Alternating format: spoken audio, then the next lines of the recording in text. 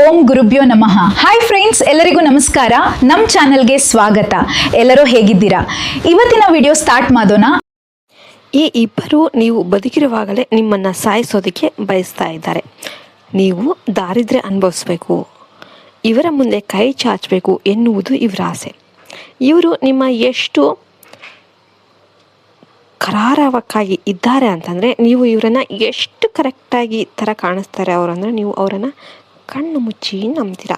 ನೀವು ದುಃಖದಲ್ಲಿದ್ದಾಗ ಇವರು ಮುಂದೆನೇ ಹತ್ತು ಕರಗ್ತೀರ.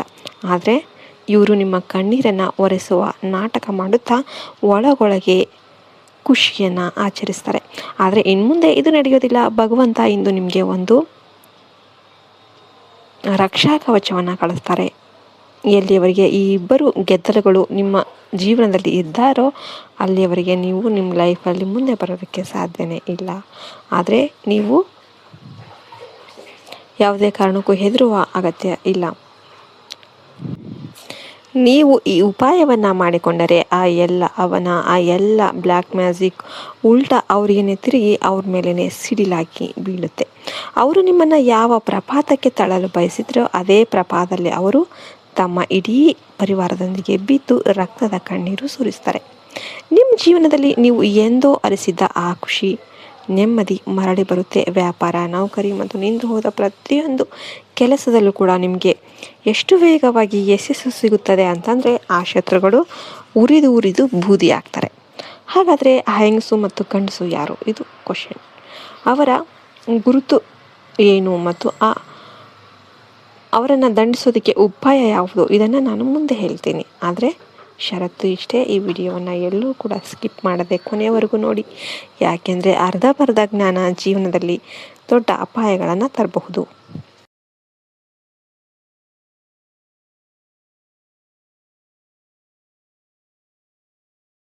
ಫ್ರೆಂಡ್ಸ್, ಇನ್ನೂ ಕೂಡ ವಿಡಿಯೋಗೆ ಲೈಕ್ ಮಾಡಿಲ್ಲ ಅಂದರೆ ಲೈಕ್ ಮಾಡಿ, ಹರ ಹರ ಮಹಾದೇವ ಅಂತ ಕಮೆಂಟ್ ಮಾಡಿ. ಶತ್ರುತ್ವವನ್ನು ಎಂದಿಗೂ ಯಾರೋ ಅಪರಿಚಿತ ಅಥವಾ ದೂರದಲ್ಲಿ ಕುಳಿತ ವ್ಯಕ್ತಿ ಮಾಡೋದಿಲ್ಲ. ಯಾರೋ ಒಬ್ಬ ಅನಾಮಧೇಯ ನಿಮ್ಮ ಮೇಲೆ ವಾರ ಮಾಡಿದರೆ ಅದು ಕೇವಲ ಶರೀರಕ್ಕೆ ತಾಗುವ ಗಾಯ. ನಾವು ಬೇಗನೆ ಚೇತರಿಸಿಕೊಳ್ಬೋದು. ಆದರೆ ನಮ್ಮ ಬಾಯಿ, ನಮ್ಮ ತುಂಬ ಹತ್ತಿರದವರು, ನಮ್ಮ ಬಾಯಿ ಬೆಹನ್ ಅಂತ ಹೇಳ್ಕೊಂಬಿಟ್ಟೆ, ಅವರು ನಮಗೆ ಶತ್ರುತ್ವವನ್ನು ಯಾವಾಗಲೂ ನಿಮ್ಮ ತಟ್ಟೆಯಲ್ಲೇ ನಿಮ್ಮ ಜೊತೆ ಕುಳಿತು ಊಟ ಮಾಡಿದವನೇ ಮಾಡ್ತಾನೆ. ನಿಮ್ಮ ಸುಖ ದುಃಖದಲ್ಲಿ ನಿಮ್ಮ ಹೆಗಲ ಮೇಲೆ ಕೈ ಇಟ್ಟು ಅತ್ಯಂತ ದೊಡ್ಡದಾಗಿ ನಾಟಕ ಆಡಿದವನೇ ಶತ್ರು ಆಗ್ತಾನೆ. ನಿಜವಾದ ಶತ್ರು ನಿಮ್ಮ ಅಂಗಳದಲ್ಲಿ ನಿಮ್ಮ ಮನೆಯ ಕುರ್ಚಿಯಲ್ಲೇ ಕುಳಿತುಕೊಂಡು ನಿಮ್ಮದೇ ಬೇರುಗಳನ್ನು ಕತ್ತರಿಸ್ತಾ ಇರ್ತಾನೆ. ನೀವು ಎಷ್ಟು ಮುಗ್ಧರು ಅಂದರೆ ಅವನನ್ನು ನಿಮ್ಮವನು ಅಂತ ನೀವು ಎದೆಗೆ ತಬ್ಬಿಕೊತೀರ. ನಿಮ್ಮ ಮನೆಗೆ ಆ ವ್ಯಕ್ತಿಗಳು ಆಗಾಗ ಬರ್ತಾನೆ ಇರ್ತಾರೆ. ಅವರು ಕುಂಕುಮ ಹಚ್ಚಿದ ಲವಂಗ, ಸ್ಮಶಾನದ ಬೂದಿ, ತುಕ್ಕು ಹಿಡಿದ ಮೊಳೆ, ಕಪ್ಪು ಅರಿಶಿನ, ಗೂಬೆಯ ಗರಿ ಅಥವಾ ಕಪ್ಪು ದಾರೆಯಲ್ಲಿ ಕಟ್ಟಿದ ಯಾವುದಾದ್ರೂ ಒಂದು ಸಾಮಾನನ್ನು ಯಾವುದೋ ಒಂದು ನಿಮ್ಮ ಮನೆಯ ಮೂಲೆಯಲ್ಲಿ, ಸೋಫಾದ ಕೆಳಗೆ, ಕುಷನ್ ಹಿಂದೆ, ಮನೆ ಯಾವುದಾದ್ರೂ ಒಂದು ಕತ್ತಲೆ ಮೂಲೆಯಲ್ಲಿ ಅದನ್ನು ಬಚ್ಚಿಟ್ಟು ಹೋಗ್ತಾರೆ. ನಿಮಗೆ ಇದರ ಅರಿವೇ ಇರೋದಿಲ್ಲ. ನೀವು ಮುಗ್ಧರಾದ್ದರಿಂದ ಅವರು ಪ್ರೀತಿಯಿಂದ ಬಂದಿದ್ದಾರೆ ಅಂತ ನೀವು ಅಂದ್ಕೊತೀರ. ಆದರೆ ಅಸಲಿಗೆ ಅವರು ನಿಮ್ಮ ಮನೆಯಲ್ಲಿ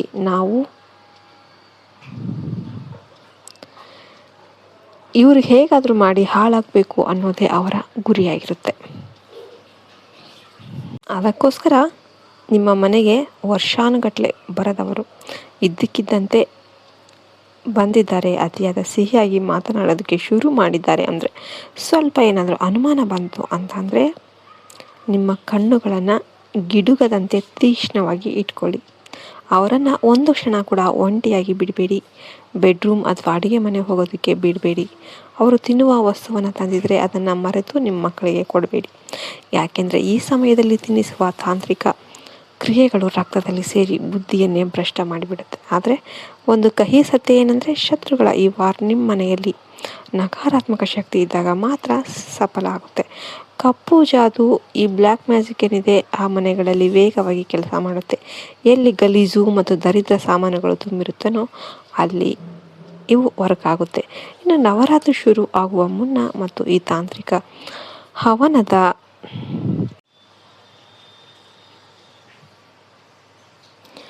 ಇದನ್ನು ಯಾವಾಗಲೂ ಕೂಡ ಮುಗಿಸೋದಕ್ಕೆ ನೀವು ಹಿಂದೆ ಕೆಲವು ವಸ್ತುಗಳನ್ನು ಮನೆಯಿಂದ ಹೊರಹಾಕಬೇಕು.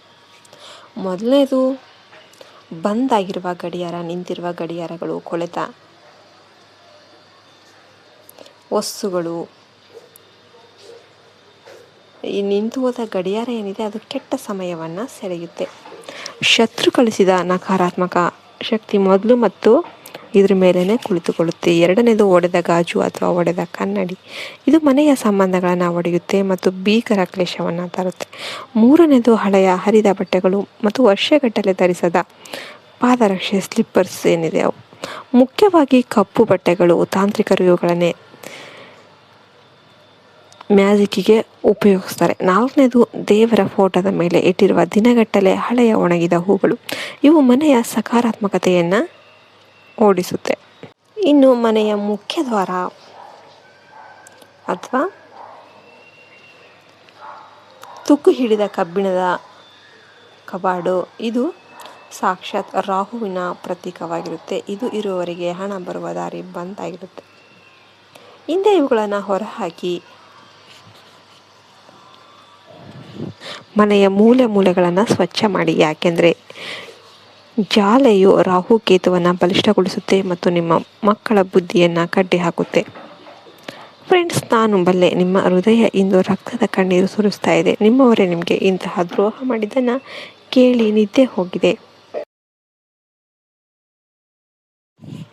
ಇನ್ನು ಆ ಹೆಸರಿನ ಅಕ್ಷರದ ವ್ಯಕ್ತಿಗಳು ಎ ಮತ್ತು ಡಿ ಇಂದ ಆರಂಭವಾಗುತ್ತೆ. ಆದರೆ ಎಲ್ಲರೂ ಹಾಗೆ ಇರಲ್ಲ. ಸಮ್ಟೈಮ್ಸ್ ಕೆಲವು ಜನ ಅಷ್ಟೇ ಇರ್ತಾರೆ. ನಿಮಗೆಲ್ಲ ವಿಡಿಯೋ ಇಷ್ಟ ಆಯಿತು ಲೈಕ್ ಮಾಡಿ, ಶೇರ್ ಮಾಡಿ, ಸಬ್ಸ್ಕ್ರೈಬ್ ಮಾಡಿ. ಜೈ ಹಿಂದ್, ಜೈ ಭಾರತ್, ಮತ್ತೆ ಹರಿ ಓಂ ತತ್ಸತ್. ಸರ್ವೇ ಜನ ಸುಖಿನೋ ಭವಂತು.